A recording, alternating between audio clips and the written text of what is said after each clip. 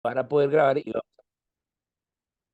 Entonces el personaje que sigue es Fray Bartolomé de las Casas. Vamos a ver este personaje, que también es un hecho bien importante que precede a la formación de Colombia. Fray Bartolomé de las Casas, ¿sí? Básicamente se conoce por la protección y la defensa de los indígenas, y lo que vemos allí es el principio de individualidad, teniendo en cuenta a los indígenas como seres humanos y el proceso de evangelización y discipulado. Entonces veamos algunas de las características que podemos ver providenciales en su labor.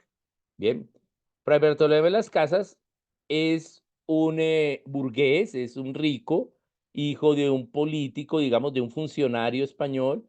Conoce a Colón a su edad de 8 años, él, ¿sí? Y cuando él está, cuando Colón iba a presentarse después de su primer viaje ante los reyes, llevando a los indígenas. Bien, Fray Bartolomé de las Casas entonces estudia leyes, ¿sí?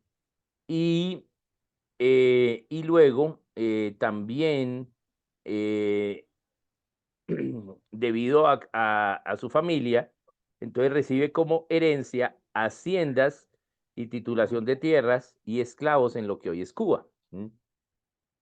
Entonces él asiste a enseñanzas de Fray Dominico Hidalgo respecto a la ley aprobada por la reina Isabel la Católica de la protección de los indígenas. Básicamente dos leyes. La primera, las capitulaciones y segundo, las leyes de Barcelona. Bien. Entonces,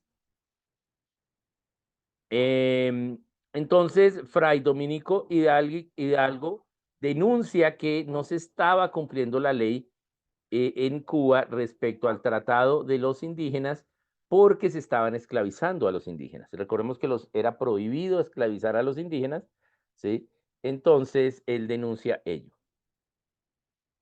Fray Bartolomé de las Casas asume esa lucha como una lucha personal e ingresa a hacer estudios con los dominicos porque comprende que no es suficiente la ley civil, ya que para hacer cumplir la ley civil en la América española eh, era más difícil porque estábamos a 3.000, más de 3.000 kilómetros, 4.000 kilómetros de distancia de España. Entonces se requería también no solo la ley civil, sino la ley religiosa. Entonces él ya como fraile, entonces se le conoce como el protector universal de los indios. Básicamente reconoció la providencia de Dios a través de Colón em, como instrumento de Dios para traer a Cristo a la América sin negar los desaciertos que tuvo Colón, ¿sí? Especialmente de manera personal en su carácter. Bien, acá tenemos una cita del, de la introducción a su libro respecto a su libro de historia respecto a los indígenas en el Caribe. Dice, suele la divina providencia ordenar que se pongan nombres y sobrenombres a las personas que él señala para servir conforme a la misión que se les determina. ¿Mm? Entonces, llamándose pues Cristóbal Colón, conviene saber que el Christum Ferens quiere decir llevador o portador de Cristo, y Colombo quiere decir con el Espíritu Santo como paloma mensajera. Él trajo a nuestro Salvador Jesucristo a estas tierras tan remotas, hasta entonces tan incógnitas. Bien, bien. Entonces, vemos acá a un fray Bartolomé de las Casas eh, que conocía la ley española, que conocía la ley católica y que entendía la historia de manera providencial, ¿sí? Sin negar lo negativo que hizo Colón, pero también entendiendo la mano de Dios a través de él y lo positivo que logró. Bien, entonces veamos acá algo más sobre ellos.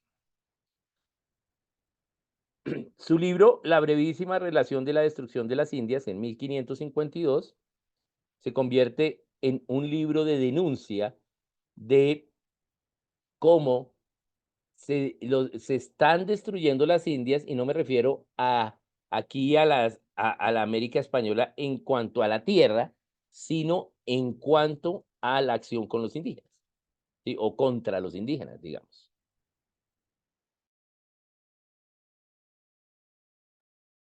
Y luego hizo su libro de defensa histórica del único modo de atraer a todos los pueblos a la verdadera religión, ¿sí?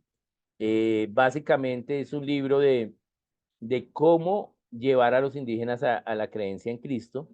Y luego hizo ya un libro más profundo o digamos un poquito más largo, que es Historia General de las Indias, donde continuó exponiendo los vejámenes contra los indígenas, pero también la providencia de Dios con España junto con ellos y los proyectos que se estaban desarrollando y a desarrollar correctos hacia ellos. Bien, bien.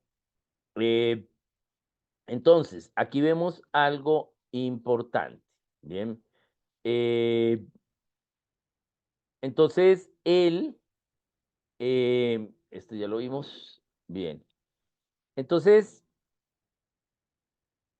este manual para evangelizar y discipular a las naciones indígenas, que es el que hablamos de apologética de la historia, del único modo de atraer a todos los pueblos a la verdadera religión, se convierte en un manual para evangelizar a los indígenas en toda la América española.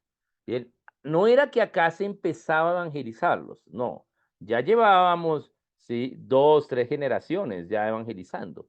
Bien, recuerden que Gonzalo Jiménez de Casada, sí, viene, sí, viene para estas mismas épocas ya con los frailes, bien, pero ya Dios ha movido a traer los frailes a cada lugar, pero ahora con este libro de Fray Bartolomé, este libro se empieza a copiar y a imprimir, ¿sí? Y se convierte en el libro más impreso en el inicio de la América Española, impreso aquí en la América Española, no traído desde España. Bien, entonces ese manual se convierte en algo positivo porque tenía en cuenta la cosmovisión indígena en cuanto a ellos como personas. Bien, no era solo el evangelio que conocían los españoles y cómo transferir el catolicismo, sino, sí, teniendo en cuenta que los indígenas son personas, sí, y que había que hacer un trabajo no solo de predicación en cuanto a la exposición, sino una predicación también en cuanto al testimonio y el acompañamiento a estos indígenas, es decir, el discipulado.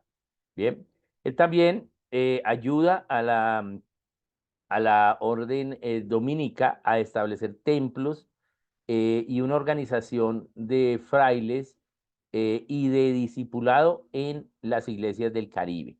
Bien, bien, entonces vemos acá un hecho importante. Bien, esto por primera vez en la historia, ¿sí? Sucede. ¿Sí? Por primera vez en la historia, ¿sí? No solo hay una ley que proteja, porque sí habían habido leyes anteriores, pero que no se cumplieron, sino no solo hay una ley que protege a los pueblos que se están conquistando, sino que hay un manual para evangelizarlos y disipularlos, ¿sí? De una manera intencional. ¿Bien? Entonces, acá, aunque sí continuaron vejámenes contra los indígenas, fue lo menos. Lo que más continuó fue el esfuerzo para, sí, negociar con ellos y evangelizarlos. Recordemos que tenemos que partir de eh, un tácito y quitarnos ese tácito colectivo que tenemos porque como fuimos educados, creyendo que los indígenas eran dueños de toda la tierra. Recordemos que ya lo vimos la sesión anterior, que la mayoría del territorio era baldío, ¿sí? No, no habían grandes poblaciones indígenas, solo en lo que es Mesoamérica, o, Mexicalis, o sea, lo que hoy es México, Guatemala, Belice, esa parte había gran población, y ya la parte del sur del Perú, ¿sí? Eh, que había una densidad poblacional más grande, ¿bien? De resto, había varias naciones indígenas, inclusive la mayoría subyugadas a otras naciones, pero no eran dueños de todo el territorio. La mayoría del territorio era baldío y eran muchas naciones, ¿sí? Con territorios alrededor o con territorios que eran ancestrales de ellos donde no había indígenas. ¿bien? Un caso es, por ejemplo, la nación Piaroa, que la nación Piaroa habita en lo que es Autana, en el Amazonas, pero que su territorio, según ellos, es hasta donde, de allí hasta, de donde viene el sol hasta al horizonte, ese es el territorio de ellos, pero nunca lo ocuparon, ¿sí? Entonces, realmente en ocupación la mayoría de la tierra estaba baldía. Bien, bien. Entonces, vamos a volver aquí a esta idea. Entonces, ahora, luego de ello, entonces podemos ver que ahora, ¿sí? Ya después de este trabajo de conquista, ¿sí? A la larga lo que sucedió en los indígenas fue el inicio de una restauración de la libertad interna para ellos. Y me refiero a los indígenas, ¿sí? Que sobreviven, porque sí fueron varios asesinados, pero nunca en un número, ¿sí? Tan mayor como los mismos indígenas estaban subyugando a los mismos indígenas. Entonces sí hubo algunos vejámenes, pero fue lo menos, ¿sí? Básicamente tenemos una comparación en el caso de Mesoamérica, ¿sí? De más o menos un 95-5, ¿sí? O sea, la situación que estaban los indígenas en muerte antes de que llegaran los españoles era mucho mayor de la que siguieron con los españoles. Y a la larga, estos indígenas empezaron a conocer de Dios y a ver un mestizaje, ¿bien? A ver un mestizaje donde el mestizaje pues creció mucho, ¿bien? No de una manera ordenada, las familias normalmente pues con una manera desordenada y irresponsable por parte de los padres y con machismo y matriarcado, ¿bien? Pero sí permitió que se produjese una clase social que eran los mestizos que seguía y seguía creciendo, a la cual los criollos blancos cada vez eran menores, porque ellos mismos pues se mezclaban con, ¿sí? Los mismos indígenas. Bien, note que la mayor cantidad de mezcla fueron los mestizos. Mestizo, ¿sí? Es la unión entre europeo, español e indígena. Bien, no fueron los mulatos, ¿sí? Que es la unión entre el español y el negro, ni fueron los ambos, que es la unión entre el indígena y el negro, sino fueron los mestizos. ¿Por qué? ¿Sí? Porque el negro era considerado esclavo, no era considerado persona, ¿sí? Y entre el negro y el indígena había una gran diferencia social, mientras que uno era libre, porque el indígena era libre, no se podía esclavizar, mientras que el esclavo, el negro, no. Entonces lo que se crea es una gran cantidad de mestizaje que como estrategia de guerra, de conquista, diríamos, no, España lo hizo mal porque al haber tantos mestizos, ¿sí? Pues está perdiendo su supremacía blanca sobre las tierras, ¿sí? Las tierras. Pero precisamente surge a partir de la concepción de la idea de la conquista en cuanto a la protección de los indígenas. A diferencia de lo que vemos que sucedió en el norte, ¿sí? Con los ingleses no tienen esa ley. ¿Sí? Los cristianos ingleses que vinieron, ¿sí? A Norteamérica huyendo de la opresión religiosa y buscando libertad religiosa, entendían que los indígenas eran personas y no, en su mayoría no tuvieron conflictos con ellos. Pero los ingleses anglicanos, que era la gran mayoría, no tenían esa ley, ¿sí? Para los indígenas. Por lo tanto, no se creó, primero vinieron en menor cantidad que los españoles. Segundo, el territorio que explorado era mucho menor. Pero si conservamos las proporciones, entonces tenía que haber también y observarse también algún grueso de la población proporcional siendo mestiza, pero no lo fue. ¿Por qué la supremacía del blanco siguió en el norte? Porque ellos no tenían la ley de protección a los indígenas, ¿sí? Entonces, básicamente lo que hubo no fue un asesinato, sino un arrinconamiento hacia lo que hoy son las reservas, aprovechando los recursos, ¿sí? especialmente dado por los anglicanos, pero como consecuencia del trato, de los tratos comerciales que hacían, donde los mismos indígenas, ¿sí?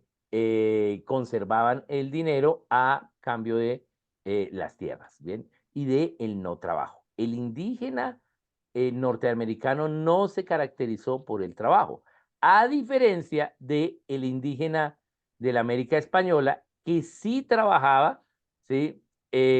Como medio de subsistencia, obviamente no pagado correctamente, muchas veces explotado, ¿sí? Pero era libre y también su tierra se le respetaba en la mayoría de los casos. Por eso no vemos un grueso mestizaje en el norte, ¿sí? Que sí lo vemos en la América española. Entonces tenemos que ver esas dos cosas porque ahora hay una gran cantidad de mestizos, ¿sí? Bien, que va a ser algo bien importante para el inicio de la nación. Bien, bien.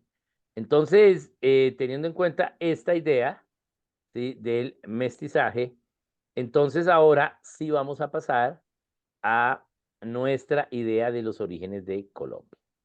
Bien, entonces voy acá a compartir pantalla y vamos a empezar a ver un poquito los orígenes de Colombia y voy a verlo aquí.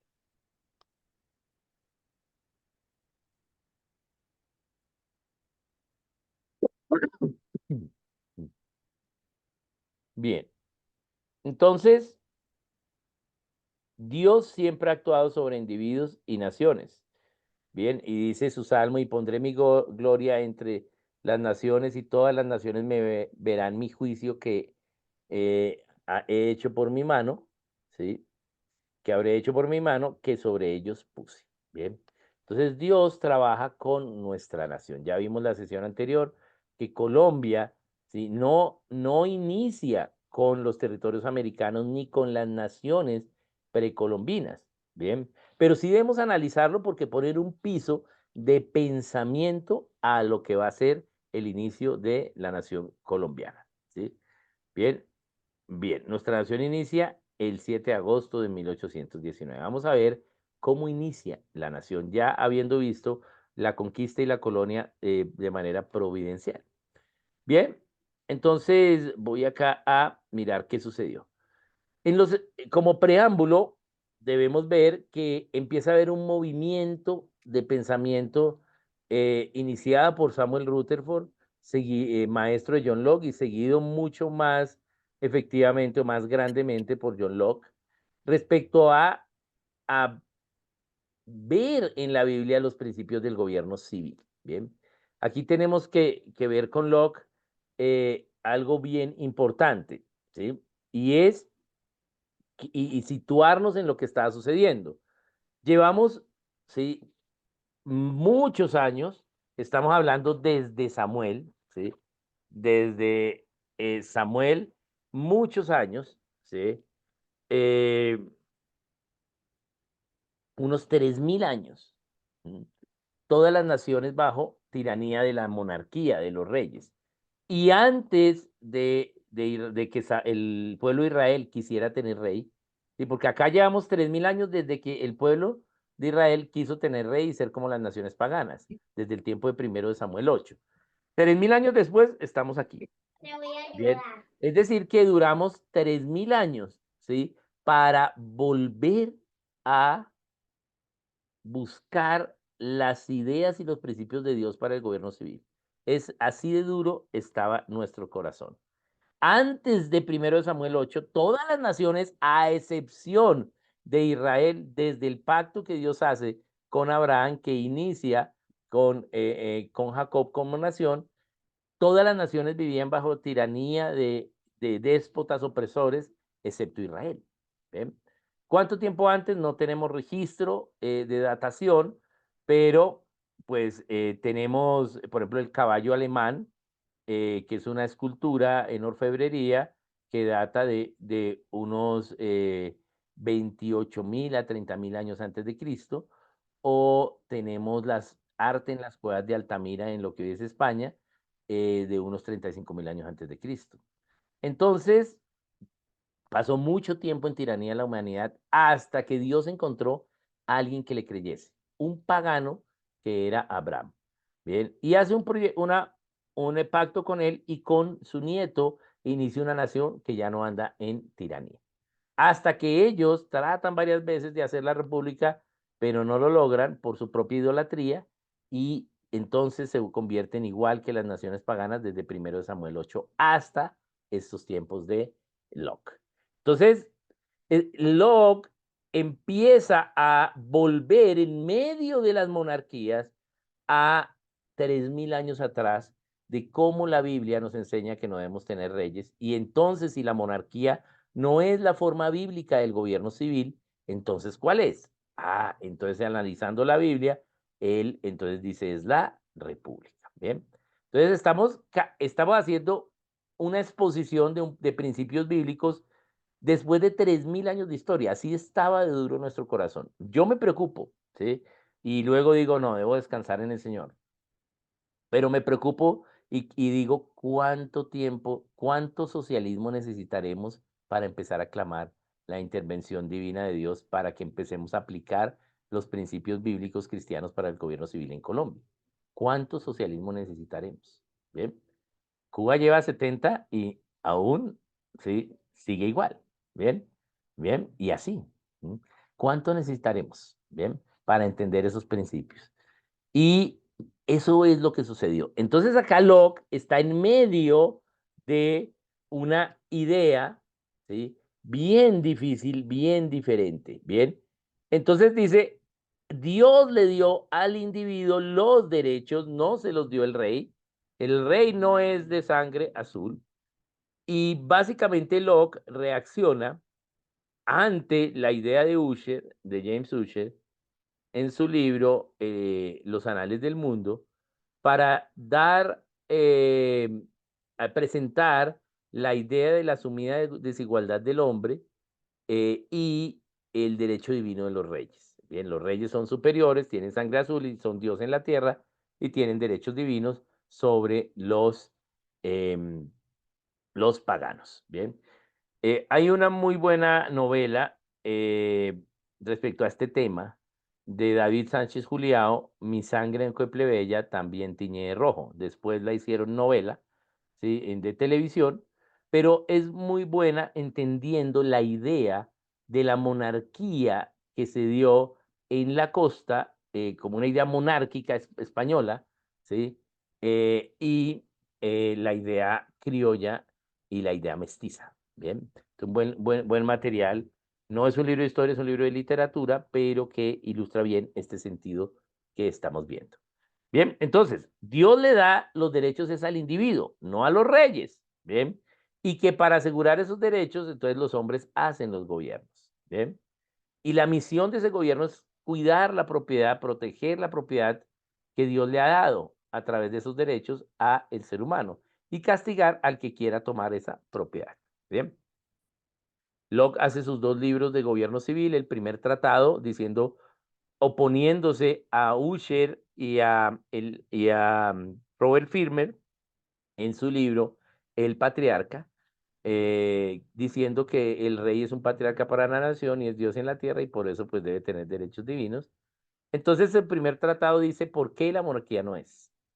Y el segundo dice, entonces si la monarquía no es, ¿qué es? Y es la república. Bien. Bien, entonces esto es lo que está pasando en Inglaterra. Estos son preámbulos que nos van a servir a nosotros para iniciar la nación. Dios a través de pone en las personas la labor de la libertad. También entonces estas ideas de Locke se analizan en Francia principalmente por el barón Charles de Montesquieu y produciendo un libro muy conocido que se llama El espíritu de las leyes. Bien. Bien, y básicamente dándole un tinte académico y una comunicación global a estos principios de la libertad a partir de la república. Bien, eh, porque Locke pues tuvo que escribir y fue perseguido, le tocó vivir en el exilio y escondido en el anonimato. Sus materiales se publicaron años después de su muerte, pero ahora esos materiales, sí, analizados en Francia, son comunicados al mundo. Bien. Bien. Este pensamiento de Locke va a generar en la gente de Norteamérica la idea de una independencia, ¿bien? Y de independizarse, cosa que logran el 4 de julio de 1776, ¿sí? Basado en estas ideas de gobierno, entonces se independizan y no hacen una monarquía, sino que hacen una república y vuelven, ¿sí? A los principios bíblicos que se trataron de vivir con Israel y que Israel no lo logró. Por primera vez en la historia hay una nación que no tiene un gobierno civil tirano, sino que ha logrado hacer una república. Los Estados Unidos se convierten en la primera república de la historia. Bien. Y la segunda república de la historia, basado ya en el ejemplo, ¿sí? Práctico de los pensamientos bíblicos del gobierno civil dados en Inglaterra y en Francia, ¿sí? Es la nación de Colombia. ¿Mm? Colombia es la segunda república de la historia. Y cada una, tanto los Estados Unidos en Norteamérica como Colombia en Sudamérica, tienen un propósito también, además de su propósito nacional, un propósito gubernamental civil. Bien. ¿Y qué es lo que vemos hoy? Los Estados Unidos es cómo iniciar con la Biblia. ¿Mm? Y cómo una nación puede alejarse y perder la libertad de haber iniciado con la Biblia. Cómo se hace una nación cristiana y cómo se destruye. Bien, esa es la labor de los Estados Unidos. Presentarle al mundo ese ejemplo. Pero ellos iniciaron con la Biblia. Mientras que acá en Sudamérica, aunque vino Cristo, no vino la Biblia. No iniciamos con la Biblia. Y nuestra independencia fue defendiendo los principios bíblicos, pero sin Biblia, para aplicarlos y adquirir ahora la Biblia y el comportamiento bíblico. Bien, cómo una nación es transformada sin Biblia, ¿sí? Ahora a tener Biblia. Y cómo cuando tienen Biblia, entonces inician un proceso de transformación. Bien, esa es la labor de Suramérica, liderados por Colombia. Bien, entonces ahora, en 1789, los Estados Unidos hacen su constitución política. Esta constitución inicia así en su preámbulo: We the people, nosotros la gente de los Estados Unidos de América, y note que inicia no el rey, ¿sí? Sino nosotros la gente hacemos este gobierno, ¿sí? Como consecuencia de Dios. Entonces, hacemos nosotros la gente de los Estados Unidos en orden de formar una más perfecta unión, establecemos justicia, tranquilidad doméstica, defensa al individuo, promoviendo el trabajo, la riqueza general y cuidando la libertad para nosotros y para la posteridad. Por lo tanto, hacemos esta constitución. ¿Bien? Y a partir de esta constitución, entonces ya hay un afianzamiento de lo que es la República Americana, ¿sí? Y nos sirve mucho de ejemplo a los colombianos. Bien, acá viene entonces la Revolución Francesa, que ya cuando vimos historia hablamos de que no fue una revolución, sino una revuelta, eh, y cómo ellos deciden quitar a los reyes, ¿sí? Y caen en una idea anárquica donde se matan todos contra todos, y la anarquía, la única forma de salir es la tiranía. Entonces llega el tirano Napoleón, mantiene el orden, pero con una idea no de república, sino una idea ni siquiera monárquica, sino imperial. Bien, quiere hacer un imperio francés en todo el mundo, bien, y aunque da tranquilidad y paz en la Revolución Francesa, ahora hay dos formas de pensar en el mundo, también lo vimos en historia, pero esas dos formas de pensar es hacer naciones, ¿sí? Que no sean, que no crean en Dios, o hacer naciones a partir de la creencia en Dios. Las dos formas que empieza a pasar como ejemplo de los Estados Unidos y de Francia. Bien. Esto entonces nos da a nosotros una idea de expansión de la libertad. Vamos a ver cómo estos principios que vemos empiezan a calar para que aquí empecemos a querer hacer una nación en libertad. Bien, y entonces vamos a ver de dónde viene. Hay varios hechos, pero acá tomamos los más generales. Y el hecho más general y más importante que precede a el nacimiento de Colombia respecto a sus orígenes es lo que se llamó la Revolución Comunera, bien, y es la conocida historia cuando Manuela Beltrán rompe el edicto español del impuesto a la Armada de Barlovento. ¿Qué sucedía? Entonces vamos a mirar qué es esa idea. Entonces Manuela Beltrán, que era la hija del dueño de la tierra, de esas tabacaleras, y José Antonio Galán, que era el capataz y asistente de ella, pues inician esta revolución. Vamos a mirar algún hecho importante respecto a la idea de por qué ellos se oponen a el impuesto español. En el Caribe, los holandeses habían tomado ya posiciones, ya habían atacado lo que es Aruba, Bonaire y Curazao, que eran islas españolas, las cuales ahora tenían posesión holandesa. Luego ellos las pierden de nuevo con los españoles, pero luego otra vez, a partir de las independencias, Ayúdame a colgar la no la ropa. recuperan, no la recuperan los españoles, ¿bien? O no, no los españoles, las naciones independizadas, ¿bien? Entonces, por eso es que Aruba, Curazao y Bonaire son parte del reino de los Países Bajos, ¿bien? Bien, entonces ya estaban los holandeses ahí encima de la Venezuela continental, lo que hoy es Venezuela continental, y en Barlovento era el puerto donde había el comercio de los esclavos, es un lugar donde hay personas negras, y ya el plan de Holanda era atacar a el puerto de Barlovento español para tomar la posición de continental de Holanda, cosa que nunca logró en, ahí en lo que hoy es Venezuela, pero sí lo logró en lo que hoy es Surinam o que antes se conoció como la Guyana holandesa. Bien, bien. Entonces, em, España necesitaba impuestos, ¿sí? Dinero para eh, ejército y contratar personas para la defensa de Barlovento. Entonces, a las tabacaleras, que era una industria floreciente a la cual ya la habían cargado con bastantes impuestos, entonces llega el nuevo edicto del nuevo impuesto, que es el impuesto de la Armada de Barlovento, un impuesto de cota de peso, ¿sí? Del 5%, un impuesto muy alto en cota directa de peso, en dinero del 5% de lo que pesa el tabaco, tenía que ser recogido por los encomenderos para recoger o hacer, colectar este impuesto y enviarlo a la capitanía de Venezuela y a Bogotá para la Armada de Barlovento. ¿Bien?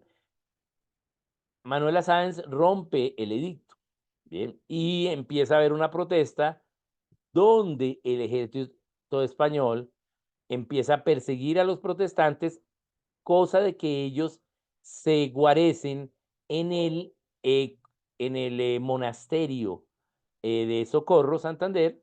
Allí esto sucede en Socorro y abren fuego. Matan a varios revolucionaristas.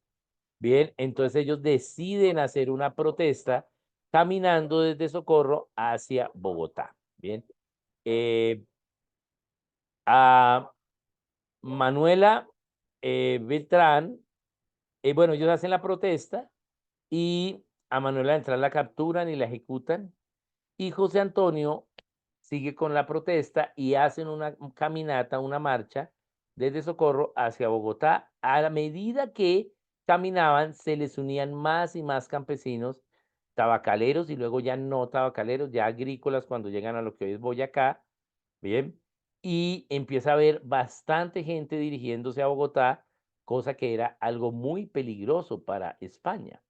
Por lo tanto, deciden em, parar el avance de esta protesta en lo que hoy es Chía, en un puente, que es lo que se conoce como el Puente del Común, diciendo que sí, que van a negociar, van a mirar si quitan el impuesto, y básicamente está a un lado del puente, hacia el lado sur del puente, el ejército español con los españoles y José Antonio al otro lado del puente, y ese puente sobre el río Bogotá, en lo que hoy son predios de la Universidad de La Sabana. Bien, y allí entonces se quieren dar un acuerdo de paz dándose la mano con uno de los supervisores del ejército, pero a propósito escogido porque en lugar de ser derecho era zurdo. Bien, y le da la mano derecha a José Antonio para hacer una paz y hacer una mesa de diálogo, pero al ser zurdo saca su pistola por el lado izquierdo y lo mata. Bien, y abren fuego teniendo contingentes en lo que hoy es Zipaquirá y Cajicá y Cota eh, para toda esta protesta, matando a muchas personas. Bien, y ese fue el fin de la Revolución Comunera. José Antonio Galán em, entonces inicia esta marcha comunicando, haciendo un comunicado del cual se repartía por emisarios que iban adelante de la marcha en los pueblos y decía, en el nombre de Dios, de mis mayores y de la libertad, ni un paso atrás, siempre adelante. Por eso se refiere a pasos porque iban caminando hacia Bogotá. Y lo que fuere menester, sea. Bien. Esto se convierte en la chispa de independentista en toda la América española. No es la primera vez que hay, ¿sí?, injusticias y actos tiránicos de los españoles, no, pero esta es la primera vez que, debido a la comunicación que hubo, ¿sí?, se vuelve como algo que la gente lo asume como un hecho personal. Y no solo acá en lo que hoy es Colombia, sino en toda Sudamérica empezaron a citar lo que fue la revolución de los comunes, la revolución comunera, y por eso el puente se llama el puente del común. Estos comunes no eran españoles, eran mestizos, ¿sí? Pero, eh, pero eran americanos, eran mestizos y algunos criollos inclusive. Entonces tenemos esta idea, bien, muy importante la historia de José Antonio Galán y cómo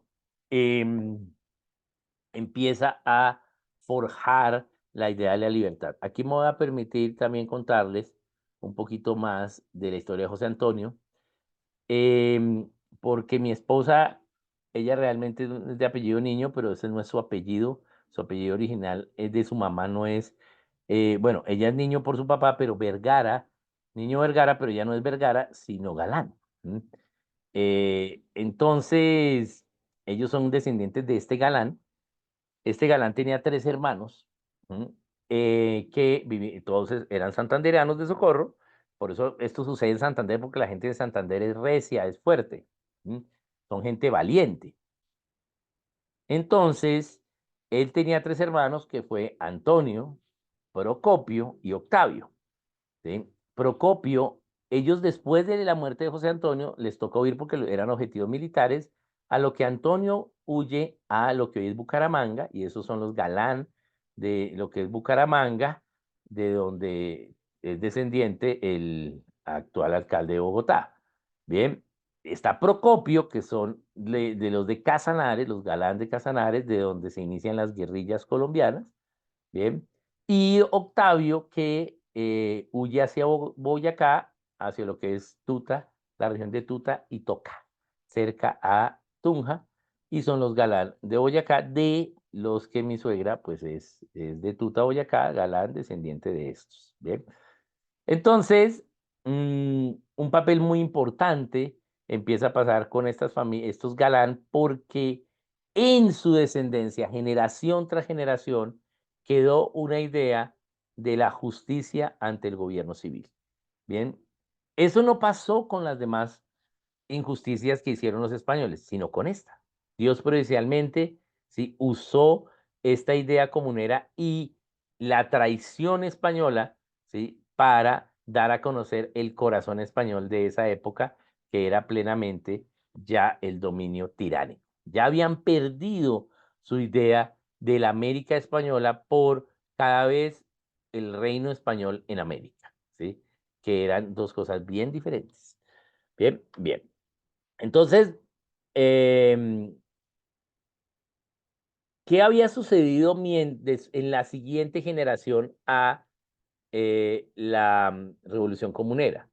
¿Sí? Esta revolución sucede en 1781. Bien, 20 años después, en la siguiente generación, la generación final de ese siglo XVIII, e inicio de las 1800, es una generación, son niños que crecieron con la idea de cuando sean adultos van a vengar esta muerte. Bien, pero, ¿qué fue lo que se propagó? No que el gobierno español en sí estuviese mal, porque las políticas y las leyes que llegaban de España no todas eran justas, ¿sí? Pero sí había bastante idea justa y bastante idea protectora, ¿sí? Pero que el español que gobernaba en la América española era el problema. Por eso tenemos esta frase que ellos gritaban: viva el rey y muera el mal gobierno. No queremos pagar la armada de Barlovento. Era lo que ellos eh, gritaban en su marcha. Llegaron cerca de 6.000 personas a lo que hoy es Chía para firmar un acuerdo de paz que eran las capitulaciones. Bien, bien. Entonces, ¿qué hizo esto? Esa generación ahora buscaba, ¿sí?, quitar el gobierno civil español en España, pero seguir siendo fiel a la corona romana. Bien. Pero resulta que algo pasó en España y es las abdicaciones de Bayona. Esa es un hecho muy importante porque España mismo le oculta, el gobierno español, la corona española le oculta a la América española lo que sucede. La gente en la América española quería seguir siendo fiel a España, pero ahora con esto que le ocultan, entonces ya también la gente pierde la lealtad ante la corona porque la corona fue desleal con ellos al no informar lo que sucedía. ¿Qué fue lo que sucede? Básicamente, Carlos V y su hijo, Fernando VII. Fernando VII era príncipe y Carlos V era el rey. Entonces resulta que ya Napoleón había controlado la revuelta francesa, ¿sí? Y que quería invadir Portugal, ¿sí? Que era lo único que no habían podido reunificar los españoles, ¿sí? Y Portugal era independiente y Portugal, ¿sí?, era un gran aliado de los reyes de Francia. Perdón. Entonces, Napoleón quería invadir Portugal. Pero para poder invadir Portugal, Portugal era muy desarrollado en la parte de la armada, por lo tanto, era descartada una acción militar desde el mar. Para poder controlar Portugal había que hacerlo desde tierra, pero para poder llegar a Portugal los franceses tenían que pasar por España. Había una competencia por la corona entre Carlos V y Fernando VII, ¿bien? Porque eh, Carlos no quería darle la corona a su hijo. Entonces, Napoleón lo cita en Bayona, en el Palacio de Bayona. En una ala del palacio estaba Carlos V y en la otra estaba Fernando VII, pero ninguno de los dos sabía que el otro estaba allí. Bien, y básicamente lo cita para, ¿sí?, muy inteligentemente, para que le abdiquen el trono a Napoleón, para que Napoleón tome el control militar y pueda llevar sus tropas por el territorio español para atacar a Portugal. Y entonces, una vez vencido, tanto con las tropas españolas y las tropas francesas, entonces devolvía el territorio a España, pero hacían un acuerdo respecto a los recursos que tenía Portugal. Y Napoleón lo vio como un mecanismo de financiación de su idea imperialista en toda Europa, y los españoles lo vieron como una idea de recuperar las tierras de Portugal. Entonces, abdican el trono Carlos V a Napoleón, pero al mismo tiempo Napoleón le está diciendo a Fernando VII, mira, tú eres el heredero legítimo y tu papá no te quiere dar esto. Entonces, mira, ¿sí? Hagamos algo. Yo presiono a tu papá, entro, ¿sí?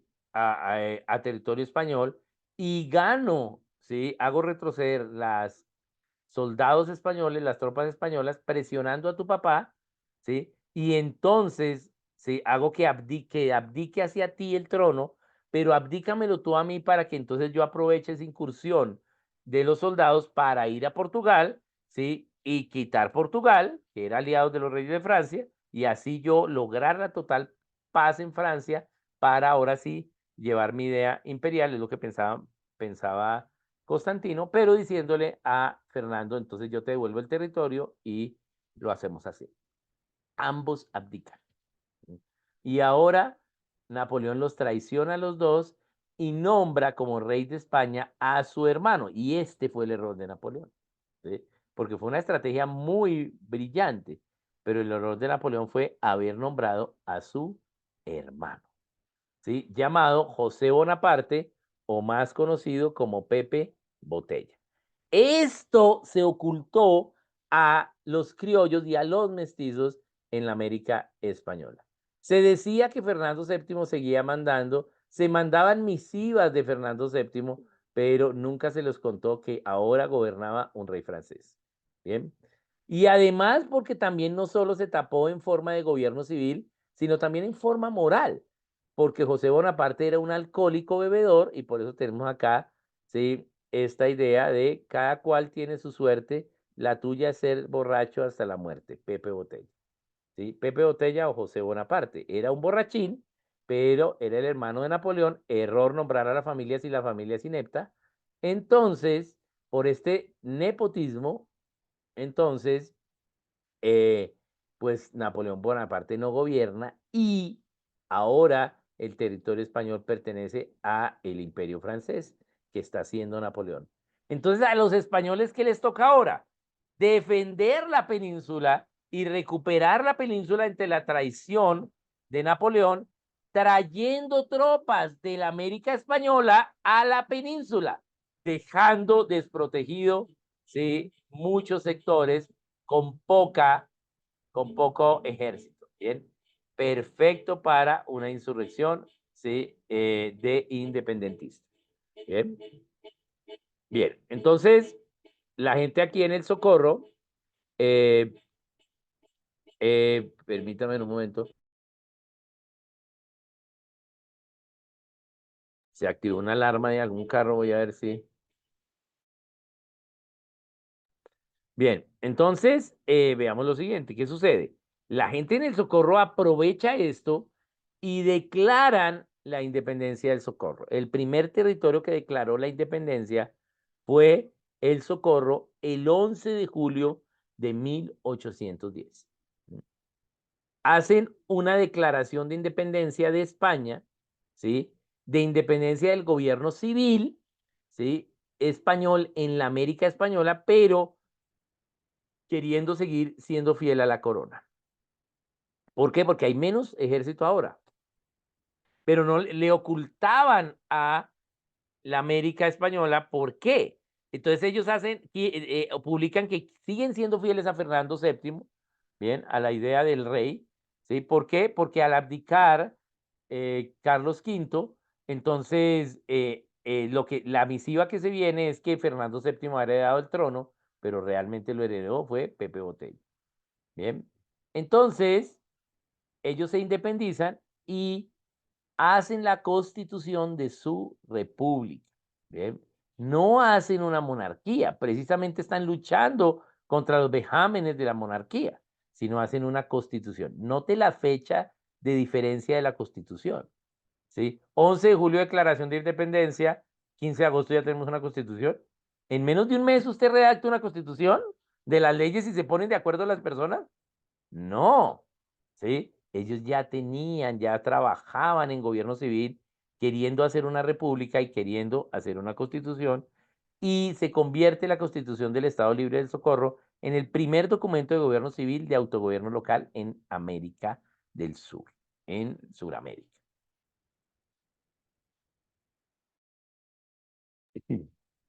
El Socorro se independiza, tienen sus escudos. Como ven, siguen siendo fieles a la corona española. Bien, entonces luego, ¿qué sucede?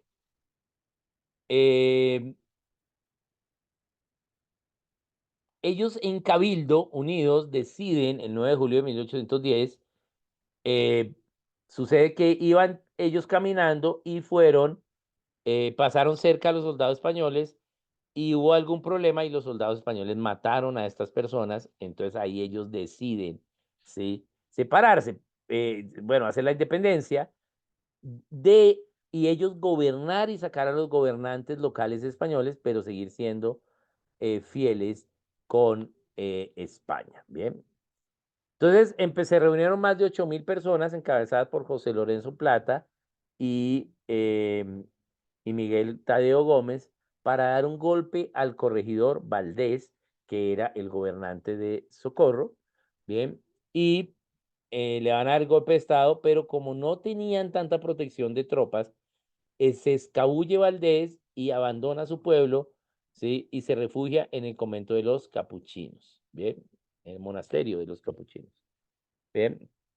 Eh, y entonces, eh, estos refugiados allí dispararon a alguno de estas personas, matándola, y allí empieza entonces una acción de querer lincharlos a ellos y que termina en lo que es la declaración de independencia. El pueblo del Socorro gritaba, viva la religión, viva Fernando VII, viva la causa justa de la nación. Bien, eso es lo que decía. Hacen su acta de independencia, sacan a Valdés y tienen ahora un gobierno local. Esto que lograron hacer los del Socorro, ¿y por qué los del Socorro? Porque allí estaba esa semilla de libertad de la revolución comunera, llega a oídos de Santa Fe, ¿bien? Exactamente a oídos de Jorge Tadeo Lozano, ¿sí? Y Jorge Tadeo Lozano, eh, junto con otros, entonces hacen la pantomima para lo que conocemos como fueron los hechos del 20 de julio, el grito de independencia en Santa Fe, ¿bien? Bien. Entonces, aquí vamos a dar unos apartes de la Constitución del Socorro. Y voy acá a tomar un tiempo, ¿por qué? Porque en solo un mes ellos no hicieron esto. Ellos ya venían trabajando, pero ¿qué principios estaban trabajando respecto al gobierno civil? Los principios bíblicos dados por Dios al ser humano en el gobierno civil, sacados de la Biblia, ¿sí? Que es el trabajo que hizo Locke y que popularizó Montesquieu. Bien, entonces dice, queremos que a cada pueblo por derecho natural le corresponde determinar la clase de gobierno que más le convenga. Entonces, aquí ya están de entrada diciendo, no vamos a hacer una monarquía porque seguimos siendo fieles al monarca, pero sí vamos a hacer un gobierno local. Bien, bien. Debido a lo que sucedió, entonces nosotros respiramos libertad y, sí, con libertad, habiendo ya restituido la confianza pública, eh, sabiendo que podemos conservar nuestra sagrada religión, ¿sí? Y que esta provincia sigue a su legítimo el señor don Fernando VII. Entonces, note que ellos logran de establecer el orden y quieren defender su religión. ¿Por qué está nombrada acá la idea religiosa? Porque ellos vienen, ¿sí? Queriendo hacer una revolución realmente, ¿sí? Tratando de vivir los principios bíblicos del gobierno civil, ¿sí? Que no vivían los españoles. Bien, bien. Veamos acá algunos otros apartes de esta constitución. Es deber mismo el impedir a toda costa la violación de la libertad. Por lo tanto, establecemos la siguiente constitución que tiene estos puntos. El primer punto, primer artículo de la Constitución del Socorro dice, la religión cristiana que uniendo a los hombres por la caridad, ¿sí? Los consuela y les da esperanza. O sea, lo primero que vamos a hacer es conservar la religión cristiana. El segundo, el respeto a la religión cristiana, a la persona, a la propiedad, sin las más limitaciones que las impuestas por las leyes. El derecho a que el hombre viva de su trabajo, de su industria. Bien. Y también entendiendo que toda autoridad que se perpetúa puede convertirse en tiranía. Entonces, aquí habla de cómo serán los representantes del pueblo elegidos. Básicamente están haciendo una parte local de república, pero no aún nacional, porque como nación siguen siendo fieles a Fernando VII. El poder legislativo lo tendrá una junta de representantes, el poder ejecutivo estará a cargo de los alcaldes, ¿sí? Va a haber pena de muerte con asesinato y otras cosas y causas que lo merezcan. Y este 14 me gusta mucho. El gobierno del Socorro dará auxilio y protección a todo pueblo que quiera reunírsele a gozar los bienes que ofrecen la libertad e igualdad. Este 14 es el que está resaltado cuando usted va a Socorro, al museo, ¿sí? Allí está la constitución del Socorro y allí está resaltado este 14. El gobierno de la República del Socorro dará auxilio y protección a todo pueblo que quiere reunírsele a gozar de los bienes que ofrecen la libertad e igualdad. Bien, también en esta constitución declara a los indios de la provincia libres de tributo, libres de impuestos, ¿sí? Y se ordena repartir en partes iguales las tierras de los resguardos para que se les asigne su propiedad. ¿Qué entendían? Que los indígenas también eran ciudadanos, pero eran de otra nación. ¿Por qué se les declara libre de los tributos? Porque los indígenas eran otra nación que ya estaba en estos territorios, ¿sí? Entonces, una nación no puede pagar impuesto a otra nación, porque el principio de las naciones es ser independientes, ¿bien? Y les devuelven las tierras. También los indios a partir de la nueva constitución pueden entrar en sociedad a disfrutar de los mismos derechos, ¿sí? Entonces, ¿qué era? Ahora vamos a hacer un país que va a tener una gobernación local, pero ese país no tiene el gobierno nacional, sino sigue siendo parte de España, pero nos vamos a gobernar localmente, donde va a haber dos naciones, los indígenas y los demás, que sean mestizos, mulatos, españoles, mantuanos, criollos, todos ellos. Bien, bien. Bogotá entonces se independiza, ¿sí? Y eh, aquí está la firma del acta del 20 de julio. Bien.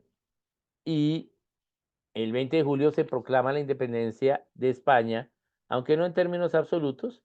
Básicamente, dos grupos se dan: los centralistas, liderados por Antonio Nariño, y los federalistas por Camilo Torres. Bien.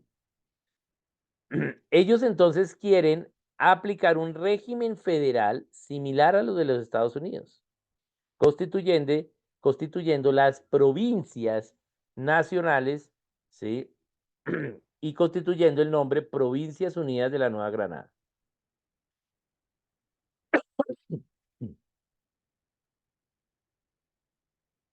Y teniendo una idea nacional de independencia, pero aún no completa.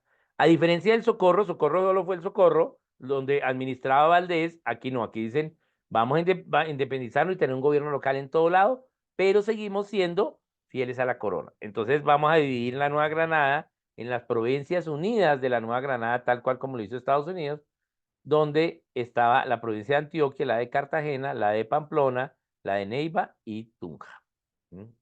Bien. Y este gobierno federal le ordenó a Nariño ajustar la legislación para el estado de Cundinamarca, que él empezó a gobernar, ¿sí? Pero Nariño no lo hizo, ¿sí? Entonces ya viene lo que es la guerra entre los centralistas y los federalistas. Bien, bien.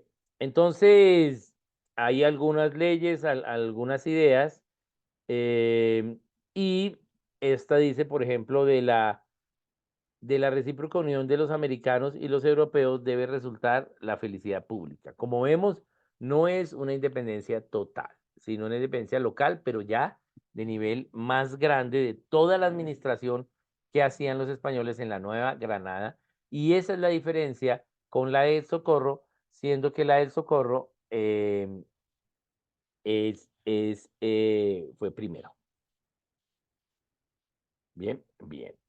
Entonces, acá tenemos la declaración de independencia que hace Antonio Nariño en la provincia de Cundinamarca, ¿sí? Que es una provincia bien grande, va hasta lo que es el Bichada.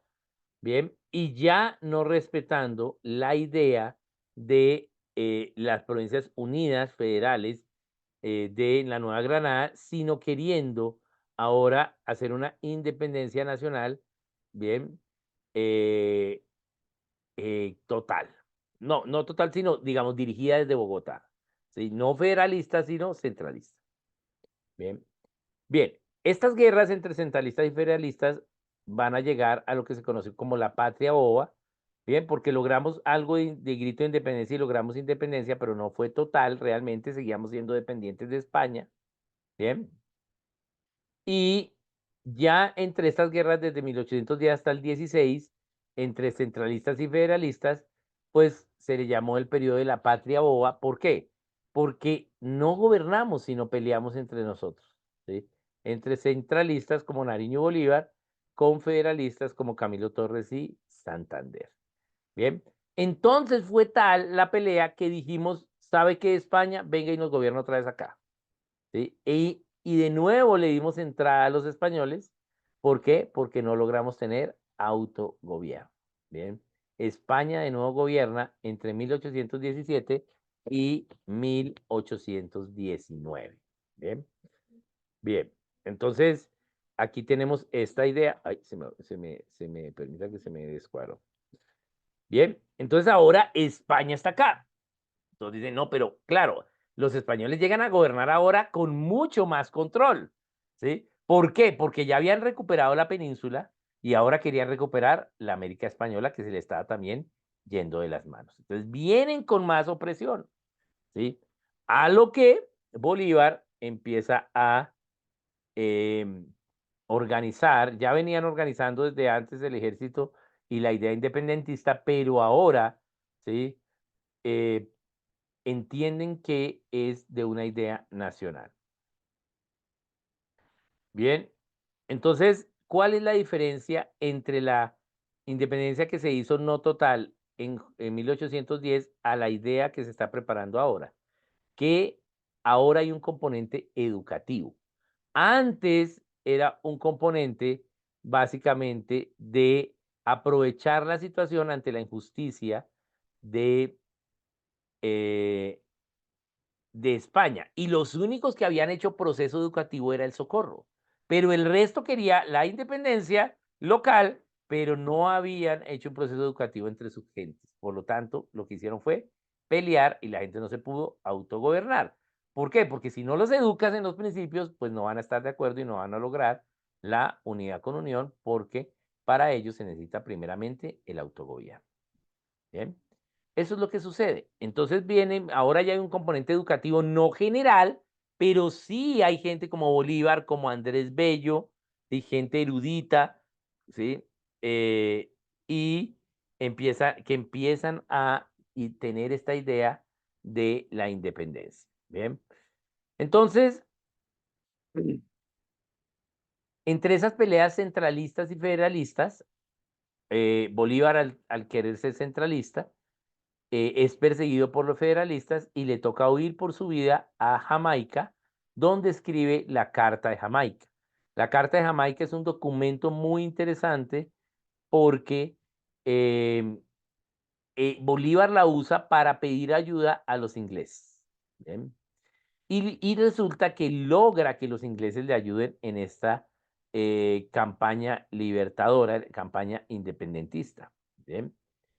Pero aquí hay algo bien importante que tiene que ver con el nombre de nuestra nación. Y es que Dios le ha revelado a Andrés Bello el nombre de la nación que van a hacer para libertarse de los españoles. En que ya no la llamen la Nueva Granada, como se había sugerido, Provincias Unidas de la Nueva Granada, porque la Nueva Granada era el gobierno de los españoles en América. Entonces, él recibe de Dios que ya no se llame la Nueva Granada, sino que se llame Colombia. Nombre que a Bolívar no le gustaba, porque decía Colombia, que quiere decir la tierra de Colón, pues era de los españoles, Colón vino con los españoles, y era una idea que no le parecía apropiada. Entonces, en esta carta, ¿sí? Él narra que ya exiliado, ya pidiendo ayuda a los ingleses, entonces le ora a Dios y que le confirme esta empresa libertadora, y Dios le confirma que el nombre debe ser Colombia en honor a el descubridor. Andrés Bello había sugerido Colombia y con una nueva capital que no fuera Santa Fe, sino que quedase en la mitad del territorio, que es hoy lo que es la ciudad de Colón en Panamá. Bien. A lo que Bolívar se oponía porque era centralista y quería que el poder estuviese en Santa Fe, pues él vivía en Santa Fe de Bogotá, en Bogotá, ahí en la Quinta de Bolívar.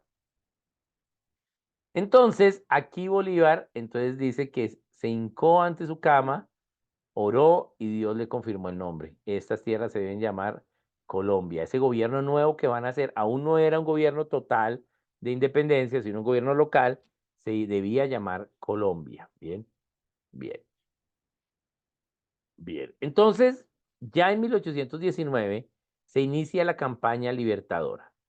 La campaña libertadora es un hecho que uno dice, wow, fue grande la valentía de estas personas. Sí, muy grande, pero fue un hecho que muy providencial. La campaña libertadora duró 66 días. ¿Sí? Desde que se inicia la campaña hasta la batalla de independencia, el 7 de agosto de 1819. ¿Cuándo cambió la idea? ¿Mm? Y la idea cambió acá en 1817. ¿Qué sucedió acá entre 1815 y 1819? En 1817 vienen los españoles a gobernar y la gente empieza a volver a hacer guerra para sacarlos. Y allí sucede, creo que lo hablé ya algo la vez anterior, sucede la batalla del Gallo en lo que hoy es San Félix, Estado Bolívar, Venezuela, que es la única verdad que dijo Chávez en todo su gobierno, y es que en San Félix empezó la patria. ¿M? Porque es verdad. ¿M? Manuel Piar, ¿m?, ataca a los capuchinos eran acérrimos realistas y daban refugio a los españoles. Los capuchinos, los españoles los están linchando porque tienen el gobierno, entonces entran al convento capuchino y Manuel Piar, líder de las protestas, ataca el convento. ¿Mm?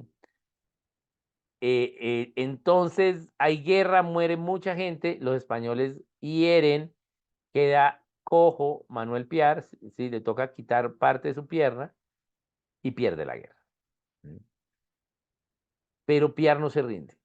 Y luego vuelve otra vez a hacer otra guerra, ya con Bolívar. Entonces Bolívar va, mira cómo quedó Piar, le dice, no, no podemos ahorita pelear acá porque los españoles están muy fuertes, tenemos que traer más ejército, quédate tranquilo.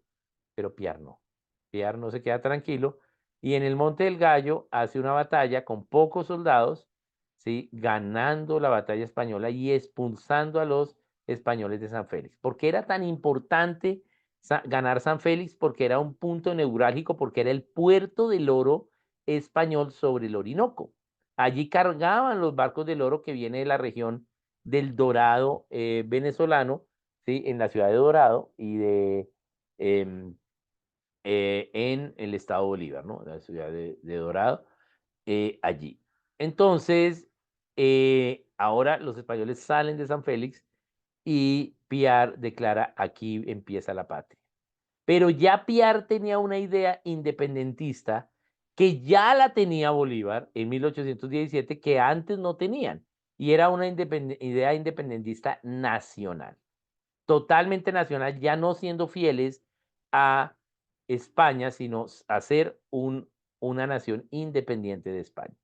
Bien, entonces esa idea triunfa por primera vez en San Félix, Venezuela, y debido a eso, ¿sí?, Bolívar, antes de eso, Bolívar no lucha, Bolívar se opone a que Piar vuelva a pelear, Piar dice que va a seguir peleando, entonces se separan, Bolívar se devuelve al Tigre, y estaba en Suátegui, Venezuela, y, y le llegan noticias de que Piar peleó y ganó y sacó a los españoles. Bolívar se devuelve a San Félix y dice, entonces esto es de la providencia, tenemos que seguir adelante. Y allí entonces, ¿sí?, está unos días y manda emisarios hasta atravesando toda Venezuela, desde San Félix hasta Villa del Rosario, Colombia, Cúcuta, para que Santander traiga ejército y caballos y se encuentran en Tame, Arauca. Allí en Tame, Arauca, forman el Ejército Libertador y 66 días después de haber formado el Ejército Libertador es la batalla de Boyacá. Ellos reúnen más de 2000 soldados campesinos, llaneros y santanderianos de norte de Santander y del sur también, y araucanos, bueno, llaneros. Y ellos, sin sacos, sin abrigo, pasan el páramo de Pisba y creen que duran 3 días pasando el páramo a caballo y duran 3 semanas. Muere la mitad del ejército, más de la mitad del ejército, de frío y de hambre.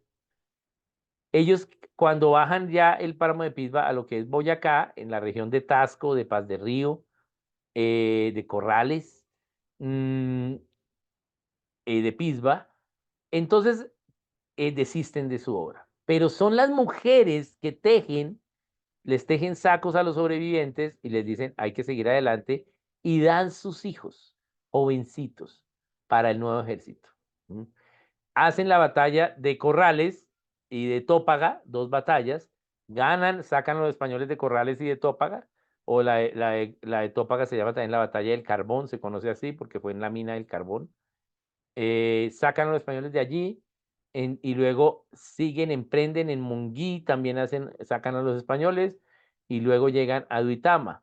Allí en Duitama, entonces hay una guerra ya contra el ejército enviado desde Santa Fe a luchar contra estos insurgentes, comandado por Barreiro.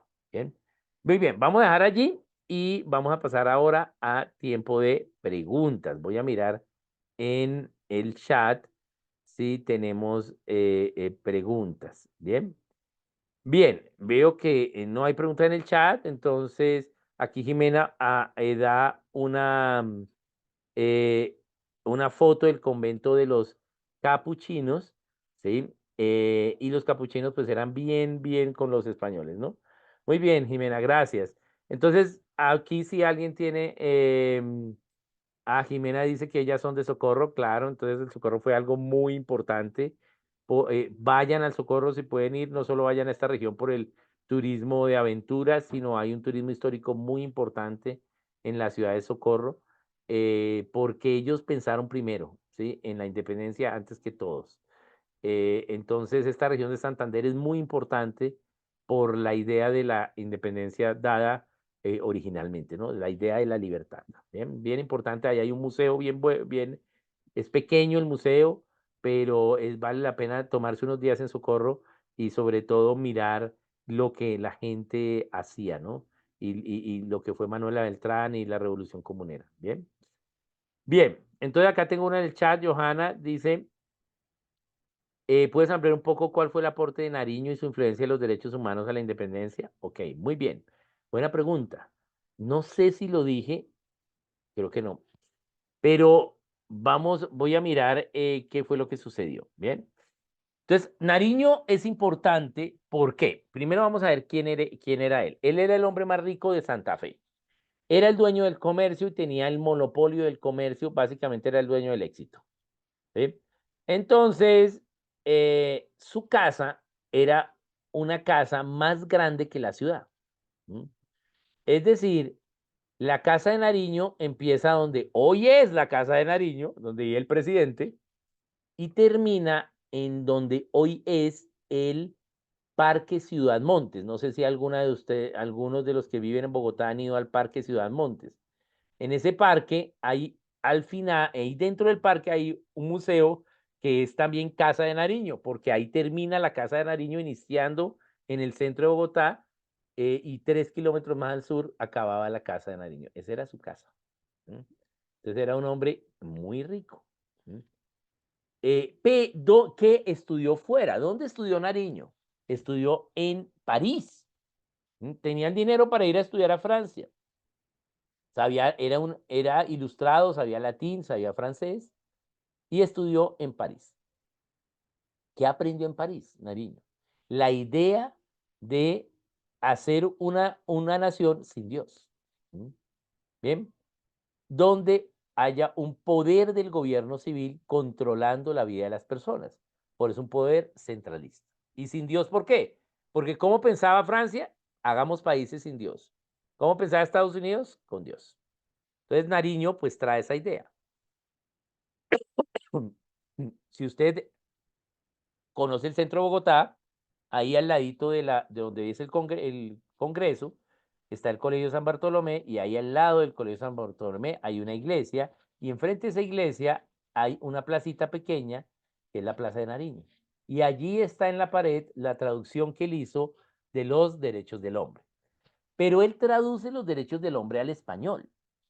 Bien, pero si usted va y mira, solo nombran 2 veces a Dios, ¿sí? No está nombrado mucho a Dios allí, porque es la traducción eh, francesa de los derechos del hombre. ¿De dónde traduce Nariño? Del francés. ¿De cuál? De Lafayette. Lafayette tenía los derechos del hombre en francés y Nariño los traduce al español. Pero ¿de dónde traduce Lafayette? Lafayette traduce desde el inglés, desde Thomas Jefferson, que tenía los derechos dados por Dios al hombre en inglés.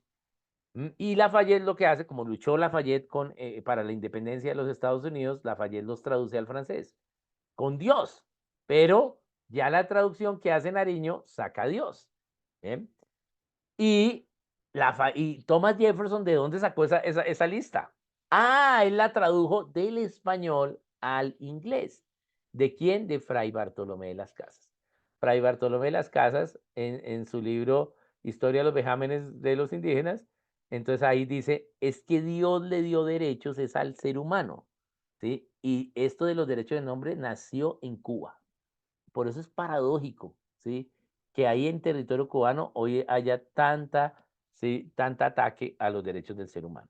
Entonces, Fray Bartolomé Las Casas es el que lo hace, lo traduce Jefferson al inglés, lo traduce Lafayette al español y lo traduce Nariño al español, pero sin Dios, ¿sí? Y eso es lo que tenemos de la traducción de Nariño. Nariño fue importante, ¿por qué? Porque aunque él era de ideas centralistas y creía que con su dinero podía lograr lo que quisiese, era más bien mal comportadito, eh, no era, no era erudito en cuanto a que tuviese buen comportamiento como lo era Santander. Los hombres más ricos del país eran Santander en primer lugar y segundo Nariño, ¿sí? Santander era el hombre más rico de la Nueva Granada. ¿Sí? Bien, entonces ellos dos son los que financian, ¿sí? En gran parte la campaña libertadora, porque la independencia necesita dinero. ¿Sí? Y ellos usan sus fortunas para eso. ¿Bien? Para ellos era más fácil irse a vivir a Francia ya y vivir como ricos y listo. Para Nariño y Santander irse a vivir a Estados Unidos, donde tenía propiedades y ya. Pero dar su fortuna por una idea mayor, que fue la independencia, es un acto muy sabio. Bien. Entonces, esa es la idea. Y básicamente Nariño tiene que ver con la financiación, con la idea centralista y las guerras centralistas y federalistas. Luego Nariño pues pierde, ¿sí? Se hace una constitución federal, la constitución de Cúcuta, en Cúcuta, redactada por Santander, que era federalista, y luego Nariño decide retirarse sabiendo que no lo logró a Villa de Leyva. Por eso allá en Villa de Leyva está la casa donde murió Nariño, él tenía ya una casa y se retira solo él. Bien, allá está Nariño. Bien, esa es como su labor, pero su labor importante fue que fue gobernador de la provincia de Cundinamarca y no quiso aplicar la federalización, sino el centralismo. Nunca estuvo al principio con la idea total de independencia, porque a él le convenía seguir con los españoles porque eran sus proveedores para sus negocios. Bien, eh, pero al final la apoyó, pero fue rechazado él porque hubo mucha evidencia de que él ordenó el asesinato de Camilo Torres, ¿no? ¿Sí? El otro, el líder federalista, ¿no? Bien, bien. Entonces, esa es la vida de Nariño. Bien, aquí Jimena nos dice que el Museo de Socorro está en la Casa de la Cultura. ¿Cómo se llega a la conclusión de que el 95% de la evangelización a los indígenas? Bien, Pues no tenemos esa cifra exacta, pero a lo que voy es que si tú estudias la historia y ves las evidencias, ¿sí?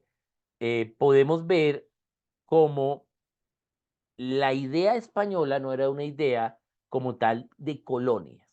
Nunca tú ves que se refirieron a la América española como colonias. ¿Sí? Nunca. ¿Sí? No hay un solo documento. ¿Sí? En cambio, en Norteamérica sí, eran colonias. ¿Qué es una colonia? Vamos a poner nuestra gente allá y vamos a extraer los recursos de ese lugar. ¿Sí? Pero no nos vamos a mezclar con la gente ni nada. Lo que quiso hacer España con la América española fue ampliar España y hacer un reinado acá también, una monarquía española acá. ¿Sí? Pero 4.000 kilómetros de distancia es muy duro sin internet. Bien, la gente se patracea en el gobierno civil. Bien, entonces ese fue el problema. Bien, pero no fue una idea colonialista. ¿Sí? Fue una idea, aunque sí hubo conquista, pero la idea, después de haber traído los frailes, fue básicamente una empresa religiosa. Ni siquiera política, sino principalmente religiosa. ¿Sí? La expansión de la cristiandad para obtener recursos para la expansión de la cristiandad en todo el mundo y la recuperación de la idea de las posiciones del Medio Oriente, perdidas ante los musulmanes. Bien, esa fue la idea de la empresa española acá. Obviamente una idea económica también por el oro y una idea política, pero eso no fue lo más, fue más la idea religiosa. Entonces, cuando vamos a analizar, pues claro que hubo problemas, ¿sí? Pero tú analizas la historia y encuentras muchas más evidencias de lo que pasó en estandarización, de hacer España aquí. Ejemplo, si tú vas a oprimir a una gente, les haces una universidad para que aprendan, ¿Mm? A unos mestizos, no, ¿cierto? ¿Cuántas universidades hicieron los españoles acá? ¿Mm? Si tú vas a oprimir a una gente, ¿les imprimes libros? ¿Mm? No. ¿Mm? ¿Les haces colegios? No. ¿Mm? ¿Pero por qué se hacían colegios y universidades? Porque ¿qué eran? Religiosas. Todas eran religiosas. Todas eran para propagar la cristiandad. ¿Bien? Entonces era una empresa religiosa. Claro, con gente igual de pecadora a cualquiera de nosotros y con un poder a 4.000 kilómetros de distancia donde localmente podemos hacer lo que queramos, ¿sí?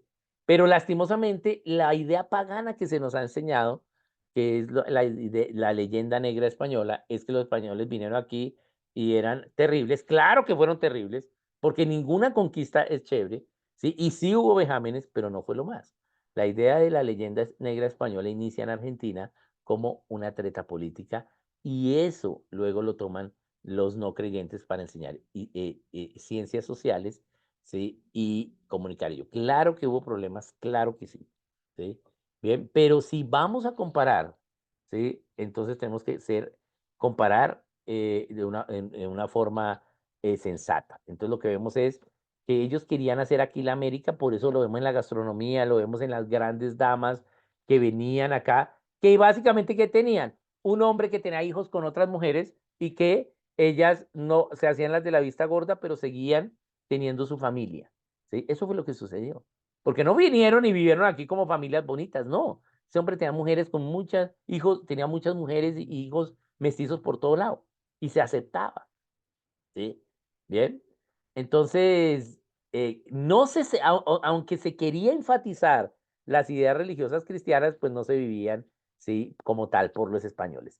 Pero precisamente por contraste, ante la predicación de los principios, recuerden que no teníamos Biblia, ¿sí? Entonces dependían de la predicación de los curas. No es como nosotros que sí tenemos Biblia y podemos saber cuál es la verdad.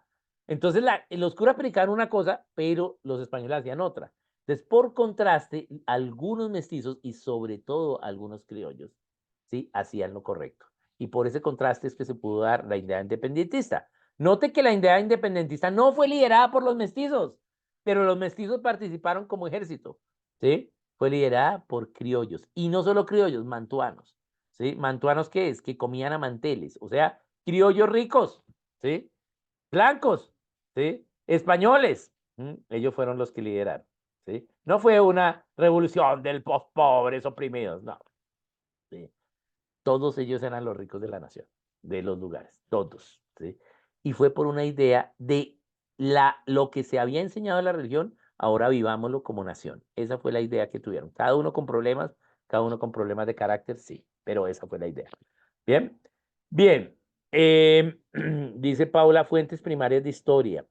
Bien, no hay, de historia provincial no hay registros, pero sí hay registros en los museos. Ahí está. Lo que toca empezar a contar la historia, qué es lo que hace Dios. Nosotros tenemos en Colombia la mayor reserva documental de Latinoamérica, sí, que es el Archivo Nacional, ahí en la carrera, calle Séptima con carrera sexta. Ahí tenemos mucho, ahí está toda la evidencia de lo que sucedió. Hay algunos historiadores como Germán Arciniegas que contó cosas muy interesantes, cosas justas, sin ser un historiador, sin ser creyente, bueno, digamos creyente bíblico, pero sí hizo una historia justa. Entonces, Germán Arciniegas es uno de los mayores historiadores de Colombia, una buena fuente, pero hay varios. Está, por ejemplo, Enrique Serrano, también de Santander, actual filósofo, también con muy buena investigación histórica.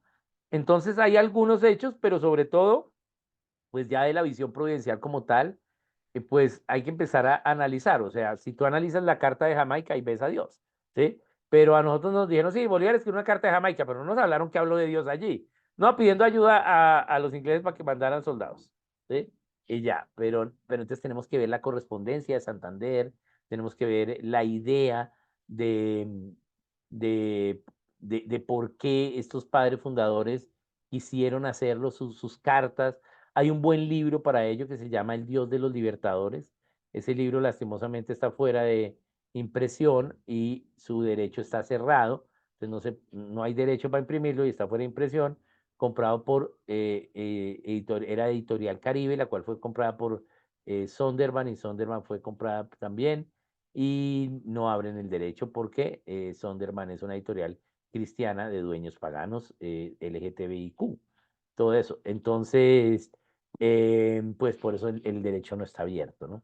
Entonces, pero si lo pueden conseguir en internet o algo, se llama El Dios de los Libertadores.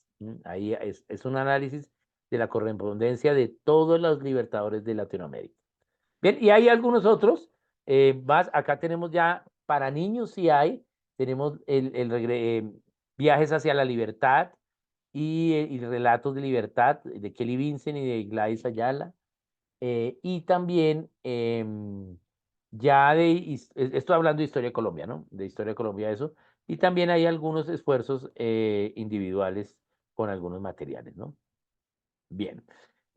Tenemos algunos en la editorial Jukun, junto con nosotros. Estos últimos que les dije, también está la serie Identidad Colombia, y pues allí hay algunas series que estamos iniciando a registrarlo, ¿no? Alejandro nos dice, ¿por qué en la declaración del Socorro quieren seguir siendo fieles a la corona? Porque es que ellos eran españoles, los criollos, ¿sí? Y los mestizos eran hijos de españoles, muchas veces relegados, pero el mestizo se creía más que el mulato y que el sambo, ¿sí? O sea, tenía algo de español, ¿sí? No era indígena el mestizo tampoco, ¿sí? Entonces, ellos eran españoles y querían seguir siendo españoles, ¿sí? Entonces, no había una idea independentista inicial, sino solo local. ¿Por qué? Porque la ley española en sí, en la mayoría, era buena, ¿sí? Pero, eh, pero no se vivía. Entonces, recibo la ley, pero no la cumplo, ¿sí? De ahí viene, ¿sí? Recibo la ley, pero no la acato. ¿Sí? Y eso era lo que pasaba. Teníamos un gobierno local, pues, que no obedecía las leyes. Bien.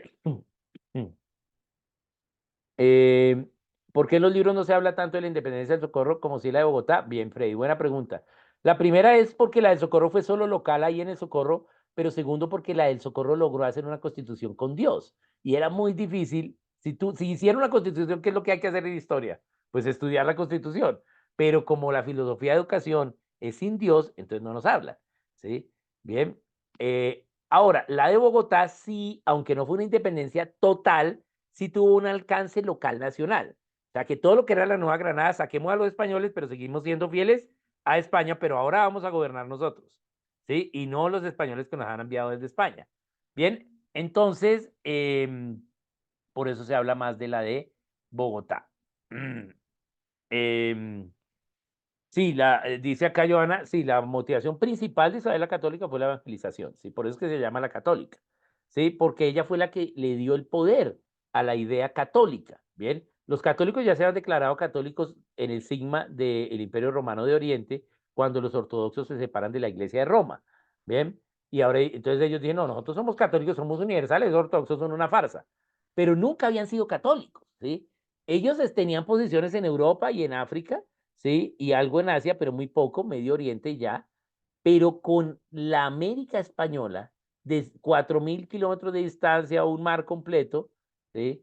Entonces, ahora sí esa idea católica se podía dar. Católica quiere decir universal en todo el mundo. Y como España le daba el dinero al Vaticano, entonces, pues mucho de ese dinero se invirtió en la expansión del catolicismo en el mundo. Por eso tenemos posiciones españolas como Filipinas, ¿sí? Donde pues llegó la religión católica. Y sí había una idea española de ello. De Isabel era lo primero, pero no de Fernando, su esposo. Fernando de Aragón no. Él sí era un malandrín que quería el oro, ¿sí? Pero ella sí que tenía esta idea de la evangelización, ¿sí? Por eso es que ella es la que hace que no se puedan esclavizar a los indígenas y enviar los frailes y toda esta idea religiosa se da en América, pero no es una brillante idea que ella tiene. Ella solo obedece a algo de cómo fue educada y la fe que tenía, pero sí es Dios trabajando a través de la vida de estos individuos para que pudieran hacer, bien, se pudiera hacer la cristiandad. Bien, bien, muy bien. Entonces, ¿se tienen un currículo de historia? Bueno, hay unos currículos de historia provincial para homeschool, sí, Eileen. Los dos libros de El avance de la libertad y Relatos de libertad son para primaria de historia providencial. Son unos primeros esfuerzos que hay en español, ¿no? ¿Sí? Eso es lo que hay hasta ahora. Muy bien, muchas gracias. Entonces me pasé un poquito, pero bueno, entonces ahí vamos. De todas formas, no estoy haciendo una defensa de los españoles, fueron unos malandrines también, nos trataron mal en la independencia, pero también tenemos que ver la mano de Dios allí. Y yo creo que el gran error de España fue haber perdido la América Española, ¿sí? Ya por no controlar el autogobierno local, por el problema que tenían en la península con habiendo perdido la península, se le salió de las manos la gente acá local, no hubo justicia para los gobernadores injustos desde el descubrimiento, o sea, desde que Ricardo Bobadilla trata mal a Colón en el tercer viaje, ya de ahí para allá todos los gobernantes españoles no había justicia para ellos, nunca fueron ajusticiados, nunca fueron a un proceso judicial, entonces básicamente se hacían los de la vista gorda, la corona, con tal de que les mandaran el oro, pero aquí les faltó pues hacer eso un poquito más y a la larga por eso perdieron los territorios, ¿no? Fue una gran quiebra para España el perder los territorios eh, y, y lo que vemos después de que pierden los territorios es una España que empieza a tener una lucha de clases que termina en lo que es el siguiente siglo una dictadura, ¿no? Eso es lo que pasa en España, ¿no? Mientras que acá pues florecieron las repúblicas, aunque luego ya en el siglo XX pues también algunas cayeron en dictadura. Bien, muchas gracias, nos vemos la próxima semana eh, y voy a tratar de compartirles algunos videitos pequeños sobre la leyenda negra. No todo lo que dicen estos videos ya tenemos que recibirlos al 100%, pero al menos sí que nos pongan a pensar sobre la mano de Dios que estaba haciendo allí en hacer estas naciones, ¿no? En dar libertad a estas naciones. Recordemos que toda América, tanto Norteamérica como Suramérica, fue guardada, fue cubierta a los cristianos para que en el momento justo ya se pudiese vivir aquí con Cristo, como Cristo viviría. Bien, a diferencia de lo que sucedió en África, en Europa y en Asia, ¿no? Entonces, toda América fue guardada y Suramérica, tanto Norteamérica, tienen una labor y dentro de Suramérica, pues Colombia es el líder. Colombia es la nación que más libertad tiene en Sudamérica de todas y que ha tenido más libertad en toda su historia, de todas las de Sudamérica. ¿Sí? Bien, entonces pues tenemos una labor y es liderar esta idea de la transformación, ¿no? Hemos cometido errores, sobre todo últimamente estamos perdiendo mucha libertad, pero clamemos a Dios y arrepintámonos de nuestra ignorancia y errores que hemos hecho. Bien. Bien, importante pues esta idea. Muchas gracias. Un saludito. Buenas noches, gracias, Oscar. Gracias, profe. Sarita, gracias. Con todo gusto, buenas noches. Muchas gracias, profe. Un saludito a todos, muchas bendiciones.